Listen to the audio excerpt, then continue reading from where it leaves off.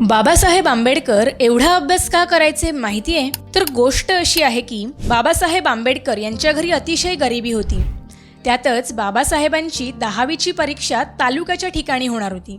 म्हणून बाबासाहेब आणि त्यांचे वडील तालुक्याच्या ठिकाणी भाड्याची खोली घेऊन राहू लागले. वडील रोज घरीच स्वयंपाक करत आणि बाबासाहेब पेपर देऊन आल्यावर जेवत असत. रोज जेवताना बाबासाहेब वडिलांना जेवण्यासाठी विचारायचे, पण वडील सांगायचे की तू जेव आधी, मी मग जेवेन. पण बाबासाहेबांना लक्षात आलं की आपलं जेवून झाल्यावर जेवणच शिल्लक राहत नाही.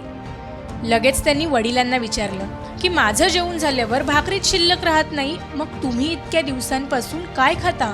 रोज तुम्ही उपाशी आहात. यावर वडील बाबासाहेबांना बोलले, भीमराव, या भाकरीने माझी भूक भागणार नाही. जेव्हा तुम्ही शिकून खूप मोठे व्हाल आणि जग तुमचा जय जयकार करेल आणि हे जेव्हा मी माझ्या डोळ्यांनी बघेन तेव्हा माझी भूक भागेल. वडिलांच्या शब्दानुसार बाबासाहेबांनी वडिलांचं स्वप्न पूर्ण करून दाखवलं आणि समाजालाही शिक्षणासाठी प्रेरित केलं. धन्य ते पिता पुत्र. अशा या थोर व्यक्तिमत्वाला संवाद सेतूकडून मानाचा मुजरा आणि जयंती दिनी विनम्र अभिवादन.